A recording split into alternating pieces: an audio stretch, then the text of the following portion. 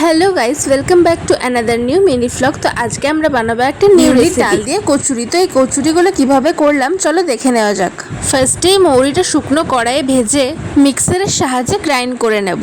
দেন কাঁচা লঙ্কা আর আদার একটা paste ready করে নিলাম। বিউলির ডালটা প্রায় 5 থেকে 6 ঘন্টা মতো ভিজতে দিয়ে তারপর এটা মিক্সারের মধ্যে গ্রাইন্ড করে নেব। বিউলির ডালটা খুব ভালোভাবে পেস্ট হয়ে গেছে।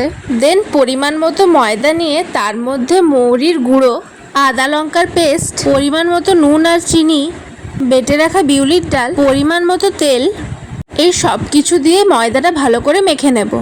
ব্যাস আমাদের ডোটা একদম কমপ্লিট। এরপর এটা 1 ঘন্টার মতো রেস্টে রেখে দেব। এবারে পুরটা রেডি করার জন্য কড়াইয়ে গরম তেলের মধ্যে হিং দিয়ে দেব।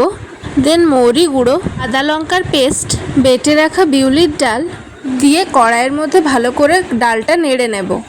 দেন এর মধ্যে পরিমাণ মতো নুন আর চিনি, শুকনো লঙ্কার গুঁড়ো, গরম মশলা সব কিছু দিয়ে ভালো করে নেড়ে নেব। প্রায় 10 মিনিট মিডিয়াম টু লো ফ্লেমে এটা নাড়ার পর আমাদের পুর ফাইনালি রেডি। দেন ময়দার ডোটা থেকে লেচি বানিয়ে নেব। এদিকে কড়াইয়ের মধ্যে তেলও গরম হচ্ছে আর এদিকে এখন আমরা লেচিগুলো ভালো করে বেলে নেব।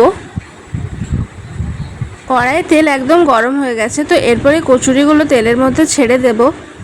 আর তোমরা দেখতেই পাচ্ছ যে তেলে দেওয়ার সাথে সাথে কচুরিগুলো কি সুন্দর ফুলে উঠেছে। এভাবে সব কচুরিগুলো একের পর এক ভেজে তুলে নেব।